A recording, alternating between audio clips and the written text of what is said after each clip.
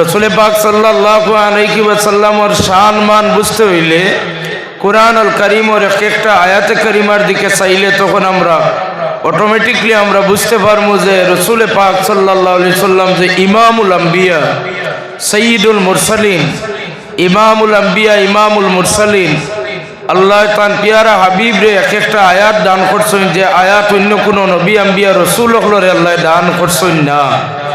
এইরকম অনেক আয়াত আছে। তোর মধ্যে এই যে আয়াতে কারিমা তিলাওয়াত করছি, ওয়ালাউ আন্নাহুম যালামু আনফুসাহুম জাউকা ফাস্তাগফিরুল্লাহ ওয়াস্তাগফারা লাহুমুর রাসূল লাওয়াজাদুল্লাহ তাওয়াবার রাহিমা। ইতিপূর্বে আপনারা প্রত্যেকের জানা আছে 1,24,000 মতান্তরে 2,25,000 নবী আম্বিয়া রসুল হল এই পৃথিবীত প্রেরণ করা হয়েছে। কোন নবী আম্বিয়া রসুল হলর কাছে আল্লাহ রব্বুল ইজ্জতে এই আয়াতে কারিমা দান করুন না এবং জানেন না যে হে মূসা, আপনার কোনো উম্মতে নফসের উপরে জুলুম করলে, আপনার কিনারা তাইয়া তওবা করলে, আপনি সুপারিশ করলে আপনার উম্মতরে আমি মাফ করিয়া দিব। আল্লাহ রব্বুল ইজ্জতে ঈসা আলাইহিস সালাম রে আয়াত দান করেন না যে হে ঈসা, আপনার কোনো উম্মতে নফসের উপরে জুলুম করলে, বড় গুনাহ করলে, আর আপনার কিনারাত গিয়া তওবা করলে, আর আপনি তার ব্যাপারে সুপারিশ করলে, আপনার সুপারিশে আপনার উম্মতরে আমি মাফ করিয়ে দিম। আল্লাহ রব্বুল ইজ্জতে দাউদ আলাইহিস সালাতু ওয়াস সালাম রে যে বড় কিতাব দান করছেন, জবুর কিতাব, দাউদ আলাইহিস সালাতু ওয়াস সালাম রে এই আয়াতে কারিমা আল্লাহ দান করুন না যে ও দাউদ, আপনার কোনো উম্মতে নফসের উপরে জুলুম করিয়া যদি আপনার কিনারা তাইয়া যদি তওবা করে আর আপনি তার ব্যাপারে সুপারিশ করেন, তাহলে মাশাআল্লাহ আমরা দেখতে পাই আর আমরা মাহফিল তাকবীর আল্লাহু আকবার। হযরত সৈয়দ মুঈনুদ্দিন চিশতি আজমেরি সঞ্জরি রাহমাতুল্লাহি তাআলা আলাইহি খানদার দরবার শরীফ की হযরত সাহেব আমরা এই মাহফিলে তাশরীফ আমরা প্রত্যেক যারা বাইরে আছেন খুশকিসমত আপনারা সৈয়দ শাহনুর রহমতুল্লাহ আলাইহির রুহানিয়তর সম্পর্ক আজমির শরীফের লগে, আর আজমির শরীফের খাজা গরিবুন নওয়াজ রহমতুল্লাহ আলাইহির দরবার, আর বিশেষ করে আমরা বাঙালি যারা বরাকবেলি থাকেন খাসার মঞ্জিলও যারা আমরা সম্পর্ক আছে যাই, আমরার বাইয়ে অত্যন্ত আমরারে মহব্বত করেন হিসাবে আপনারা যারা ইসালে সব মাহফিল হয়েছেন আজকে আপনারা ভাগ্যবালা। খাওয়া দাওয়া তবরু কিতা পাইবা। যারা এখনো বাইরে দাঁড়ানো আছেন আপনারা মাহফিলের ভিতরে হাজিরি দেখো, আজমির শরীফর সাবর দোয়া আপনারা পাইয়া দেখো, আজমির শরীফর সাহেবে আপনারা দোয়া দিবা। আমরা এই সাহেবরে পাওয়ার কারণে আমরা খুশি হয়েছি, আল্লাহর দরবারে শুকরিয়া আদা করি, আলহামদুলিল্লাহ। আল্লাহ পাকে আজকের এই মাহফিলের রুহানিয়তর দিক দিয়ে চাইলে তেলিটিক্রি সাহেব মাদ্রাজুল্লাহুল আলিয়া আমরা দেখতে পাইছি, সেক্রেটারি সাহেবর গড় আরামর মাঝে অনেকে খিদমত আসুন, সাহেবিকানও আসুন। আওলাদে রসুল হল একটু আগে পুরানবাড়ির সৈয়দ সাহেব কিবলার সাহেবজাদা মোহতরমে মূল্যবান তকরির পেশ করছেন। নতুন বাড়ির সৈয়দ সাহেব কিবলা অসুস্থ থাকার কারণে আজকে আইতে পারছেন না। রাতাবাড়ির প্রিন্সিপাল সাহেব আইয়া কানুন মকবুল নসিহত করছেন, দোয়া দিছেন। আরও বুজুর্গানে কেরামকলোর দোয়া অকল আপনারা পাইবা। বাইরে ইলা দাঁড়ানো থাকলে পিন্ডালোর ভিতরে যে বরকত, এই বরকত বাইরে পাইতা নাই। এর লাগি আপনারা খিদমত আবারও অনুরোধ করিয়া যে আপনারা ভিতরে অনেক জায়গা আছে, আপনারা ভিতরে আইয়া হাজিরি দেখুয়া। দুরূদ শরীফ কয়েক মর্তবা আমরা পড়ি, বালাগাল উলা বিকামালিহি কাশাফাদ দুজা বিজামালিহি হাসনাত জামিউ খিসালিহি সাল্লু আলাইহি ওয়া আলিহি। বালাগাল উলা বিকামালিহি কাশাফাদ দুজা বিজামালিহি হাসনাত জামিউ খিসালিহি সাল্লু আলাইহি ওয়া আলিহি। মুআজ্জাজ হাজিরিন, 1,24,999 জন নবী আম্বিয়া রসুলের মাঝে আল্লাহ কোন নবী আম্বিয়া রসুল রে আল্লাহ এই কথা জানান না যে আপনার আর উম্মতে নফসের উপরে জুলুম করলে আর আপনার আর কিনারা তাইলে আপনার আর সুপারিশ করলে তার সুপারিশ আপনার আর সুপারিশে তার সারা জীবনের গুনারে আমি মাফ করিয়া দিমু। একমাত্র ইমামুল আম্বিয়া ইমামুল মুরসালিন শাফিউল মুজনবিন গুনাহগার উম্মত হলর কান্ডারি নবী আমরার শাফাত করনেওয়ালা নবী কামলিওয়ালা নবী রহমতুল্লিল আলামিন সাল্লাল্লাহু আলাইহি ওয়াসাল্লাম রে আল্লাহর যাতে জানাই দেন ওয়ালাউ আন্নাকুম ইযলামু আনফুসাকুম জাউকা ফাস্তাগফিরুল্লাহ ওয়াস্তাগফার লাকুমুর রাসূল লাওয়াজাদুল্লাহ তাওয়াবার রহিমা। জোরে জোরে কইনা সুবহানাল্লাহ। অন্য নবী আম্বিয়া রাসূল আলাইহিমুস সালাতু ওয়াস সালামর শানর আয়াতে কারিমা অন্যান্য নবী আম্বিয়া রাসূল হলর ইসলামর খিদমত তবলিগর ব্যাপারে আপনারা প্রত্যেকে জানেন। ইসলামর খিদমত আদম আলাইহিস সালাতু ওয়াস সালাম থেকে লইয়া ঈসা রুহুল্লাহ পর্যন্ত কোন নবী আম্বিয়া রাসূল আলাইহিমুস সালাতু ওয়াস সালাম রে আল্লাহ ই বশারত দেন না যে আল ইয়াউমা আকমালতু লাকুম দীনাকুম ওয়া আতমামতু আলাইকুম নিয়ামাতি ওয়া রাদিতু লাকুমুল ইসলাম দীনা। এই আয়াতে কারিমা রাসূল পাক সাল্লাল্লাহু আলাইহি ওয়াসাল্লামে মাত্র 23 বছর ইসলামের দাওয়াতের কাজ করার পরে আল্লাহ রাব্বুল ইজ্জতের পক্ষ থেকে তান পেয়ারা হাবিব রে বশারত দেন, শুভ সংবাদ দেন। সুবহানাল্লাহ। অন্যান্য নবী আম্বিয়া হলর আল্লাহর পক্ষ থেকে ডাকা আর আমরা রাসূলুল্লাহরে ডাকার বিষয়টাও আলাদা। আল্লাহ মূসা আলাইহিস সালাতু ওয়াস সালাম রে ডাকলে কোন ইয়া মূসা, ঈসা আলাইহিস সালাতু ওয়াস সালাম রে আল্লাহ ডাকলে কোন ইয়া ঈসা, ইব্রাহিম আলাইহিস সালাতু ওয়াস সালাম রে ডাকিলে কোন ইয়া ইব্রাহিম, আল্লাহ আদম আলাইহিস সালাতু ওয়াস সালাম রে ডাকলে কোন ইয়া আদম। আর যে সময় তান পেয়ারা হাবিব রে ডাক দিতা এই সময় আল্লাহ তান কত সুন্দর ভাষায় কোন ইয়া আইয়ুহান নাবিয়্যু। সুবহানাল্লাহ। যে সময় তান মনোনীত রাসূল রে ডাক দিতা তখন আল্লাহ কোন ইয়া আইয়ুহার রাসূল। সুবহানাল্লাহ। কইন যখন তান পেয়ারা হাবিবর বদন মোবারকর মাঝে চাদর থাকতো তখন চাদর দেখি আল্লাহর যাতে ফরমান ইয়া আইয়ুহাল মুদাসসির, ও চাদরওয়ালা বন্ধু। সুবহানাল্লাহ। কইনা তান পেয়ারা হাবিবর বদন মোবারক কমল থাকলে আল্লাহ কইন ইয়া আইয়ুহাল মুজাম্মিল, ও কমলওয়ালা বন্ধু।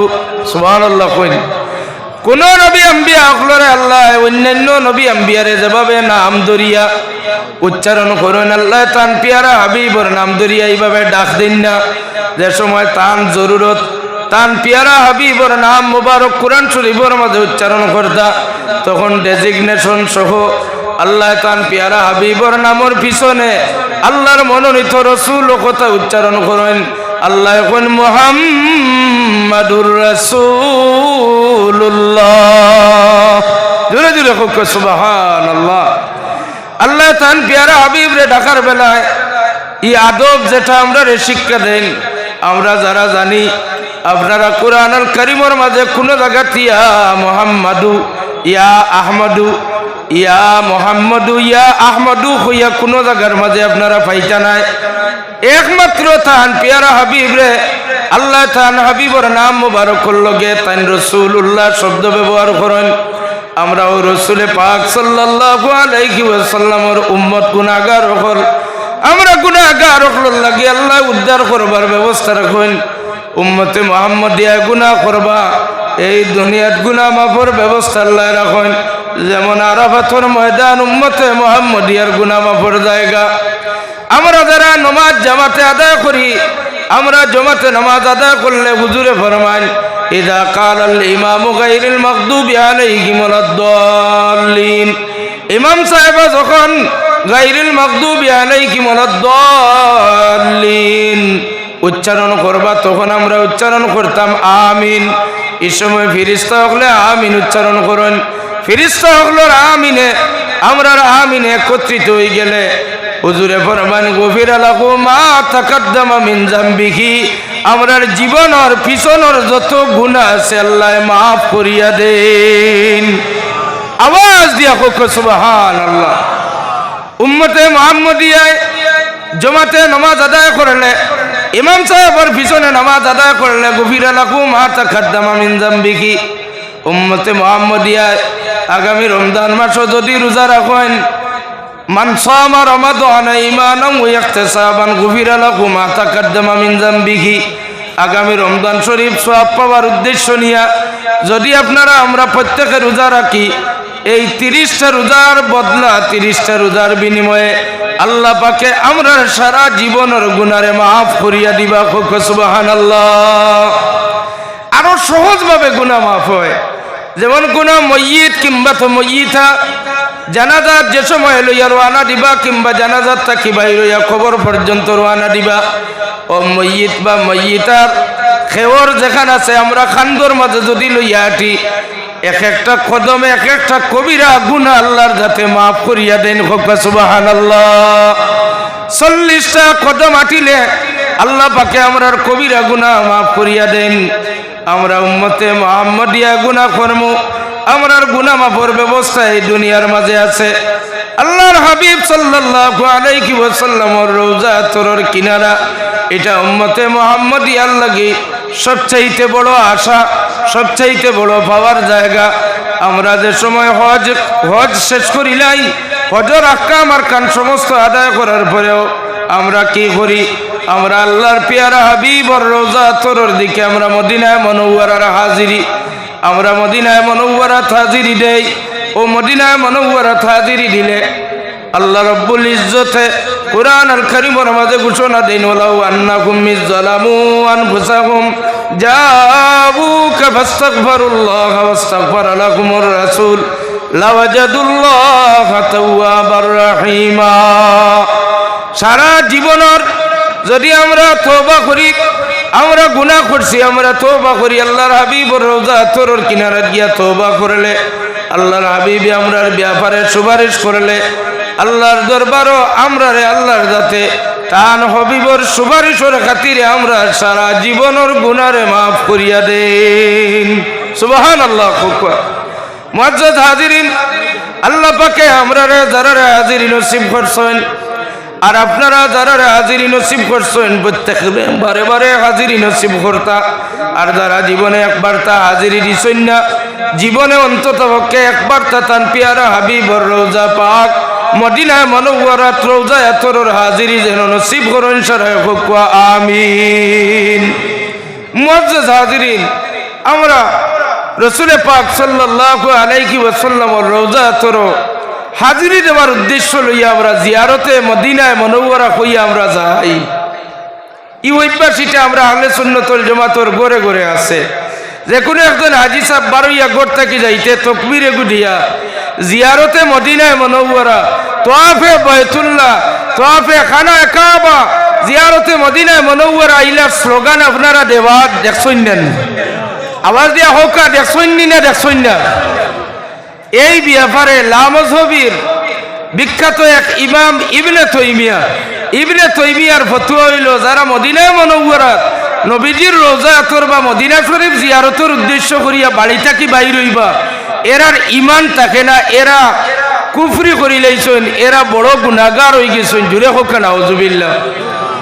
তৎকালীন সৌদির সমস্ত বিশ্বব্যাপী ফতোয়াটা বাইরা লইল, সারা পৃথিবীর উলামায়ে কেরাম হকলে এর দ্বিমত করলা যে হাফিজ ইবনে তাইমিয়া যে ফতোয়া দিছেন আল্লাহর রাসূলের রওজা তোরর উদ্দেশ্য করি জিয়ারত করি যাওয়াটা হইয়া থাকলো শিরিক গুনাহ। এই শিরিক গুনাহর ফতোয়া দেওয়ার পরে সারা পৃথিবী ব্যাপী এটা মুমিন হকলের অন্তরের মাঝে বড় ধাক্কা লাগলো।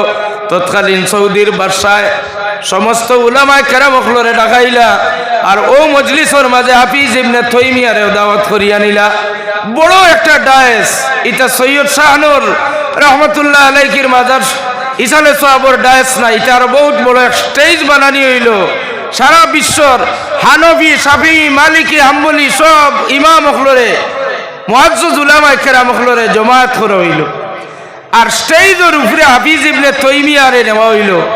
আর বাদশাহ কইলা হাফিজ ইবনে তাইমিয়া আপনি যে ফতোয়া দিছেন আল্লাহর নবীর রওজা আতর জিয়ারতের উদ্দেশ্যে কেউ সফর করি আইলে শিরিক করি লইব, এই ফতোয়াটার ব্যাপারে আপনার মত কিটা? আপনি পরিষ্কারভাবে আজকের বর্ণনা দেন। তখন হাফিজ ইবনে তাইমিয়া বক্তব্য তুটিয়া ফরমাইন, হ্যাঁ আমি যে কথাটা কইছি সজ্ঞানে কইছি, যারা বাড়িঘর থাকি বাইর হইতে আল্লাহর নবীর মদিনা শরীফের রওজা আতর জিয়ারতের উদ্দেশ্যে সফর করবা এরা সারা মুশরিক হই যাইবা। জুরে হোক নাউজুবিল্লাহ, পিছনের এরা আওয়াজ দিয়া হোক নাউজুবিল্লাহ। তখন হাফিজ ইবনে তাইমিয়ার আবার রিপিট করানি হইল যে আপনি বুঝিয়া হোকা, আপনি কিতাব ফতোয়া দিতরা বুঝছেন নি, বুঝিয়া ফতোয়া দেখা।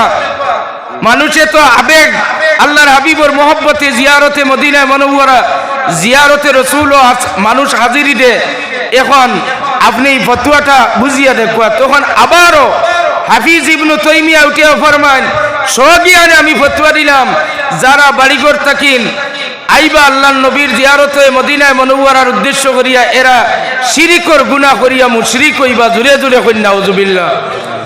তৎকালীন উলামায়ে কেরাম হলর কাছে বাদশাহ ফতোয়া জানতে চাইলা যে হাফিজ সাহেবের উপরে কি ফতোয়া দেওয়া যায়।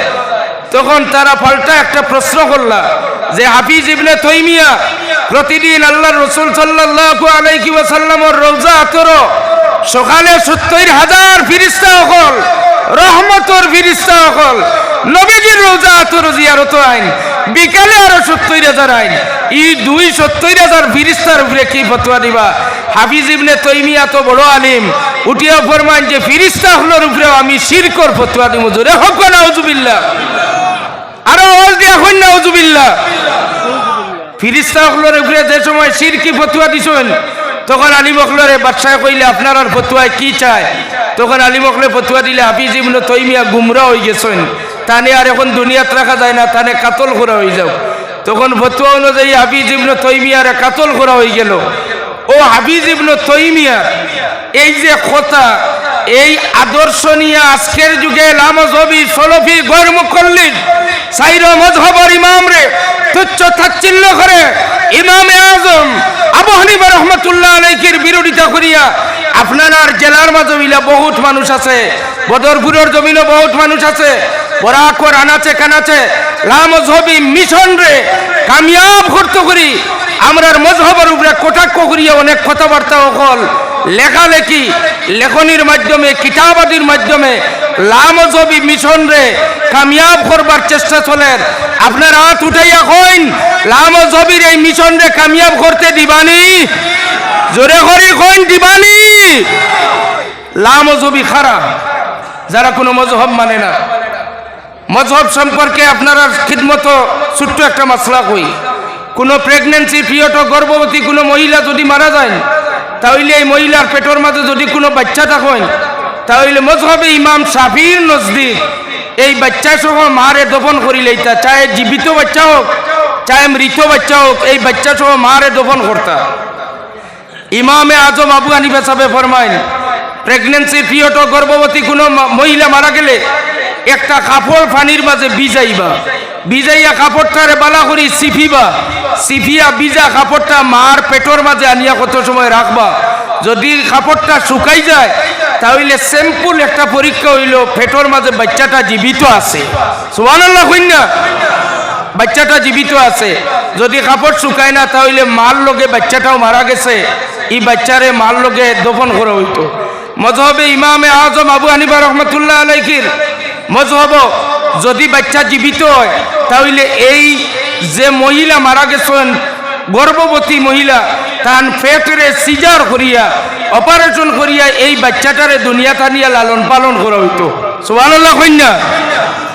একজন শাফি মযহবের একজন মহিলা মারা গেছেন, তো তাইনও শাফি যেন মারা গেছেন, তার স্বামীও শাফি, শ্বশুরও শাফি, শাশুড়িও শাফি, সারা এই এলাকার মানুষ সব শাফি মযহবের মানুষ।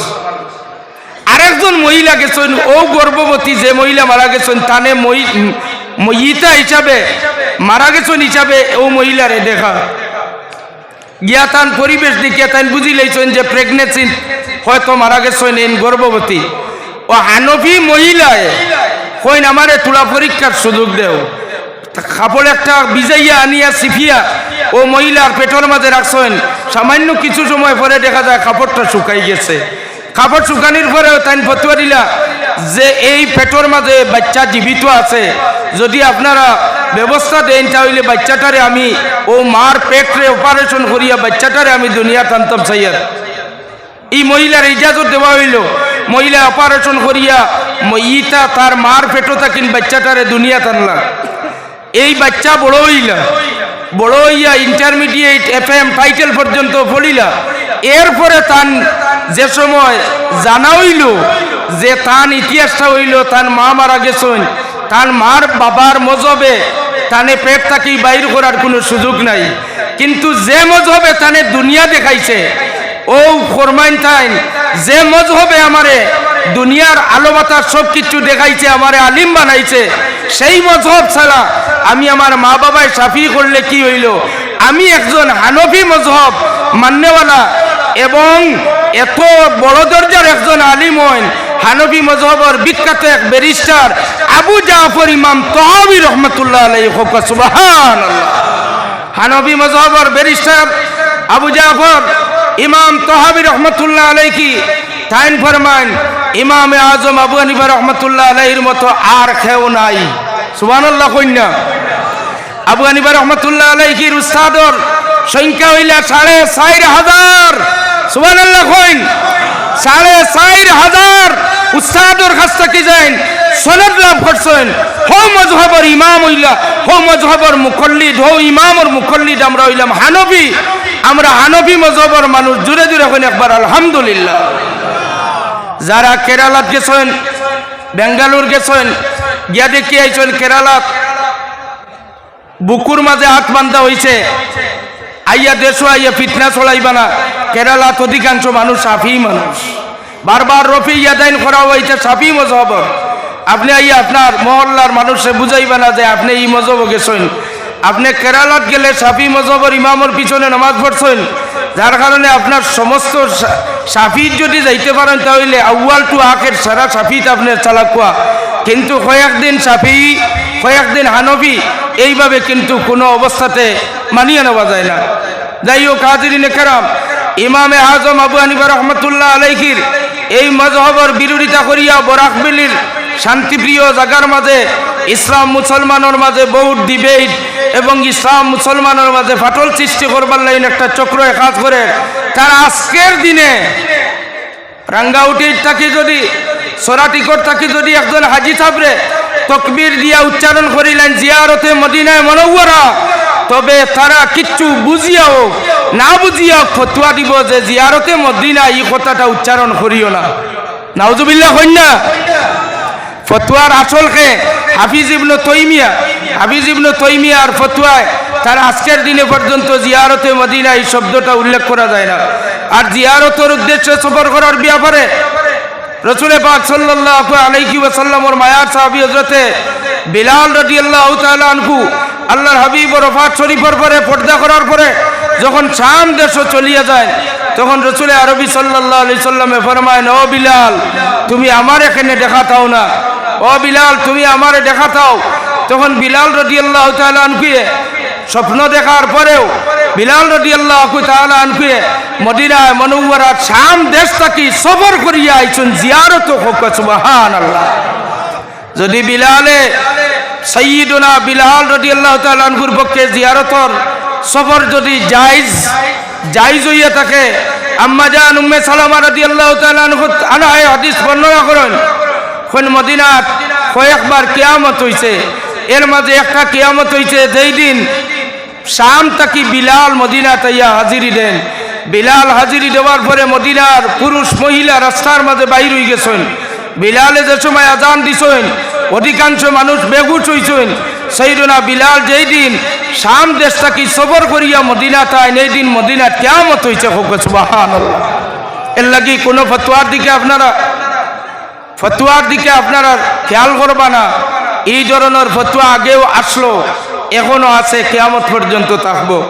আমরার বুজুর্গান আমরার আসলাফ হকলে আমরার বুজুর্গান কেরাম হকলে আমরার যে তর্জ এবং তরিকায় চালাইয়া গেছেন তামুলিন নাসে হুজ্জাতুন ইয়াজিবুল আমলু বিহা মুরব্বী হকলর বুজুর্গ হকলর যে পথ সেই পথে চলা হইয়া থাকলো আমরার খাম। আমরার মুরব্বী হকলে এটারে বেদাত বা শিরিক মনে করছেন না, আমরা এটারে বেদাত বা শিরিক মনে করি না। আমরার মুরব্বী হকলে বুজুর্গ হকলে মদিনায় মনোয়ারার জিয়ারতের উদ্দেশ্যে সফর করছেন, আমরা ওইটারে সফর করিয়া যাইমু, এটা আমরা রেখে আটকাইতে পারতো না।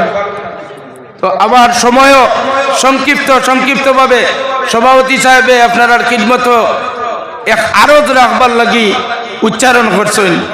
আমরা শহীদ শাহ নূর রহমতুল্লাহ আলাইহির এই মাজার শরীফর কেন্দ্র করিয়া যে মসজিদ আছে, এই মসজিদও হয়তো আমি এক নাদান গুনাগার বৎসরে একদিন আইয়া নমাজ পড়ি, কিন্তু অসংখ্য অগণিত মানুষ সবে বরাত আইলে অন্যান্য দিন আইলে অসংখ্য মানুষ এই মসজিদও নমাজ আদায় করেন।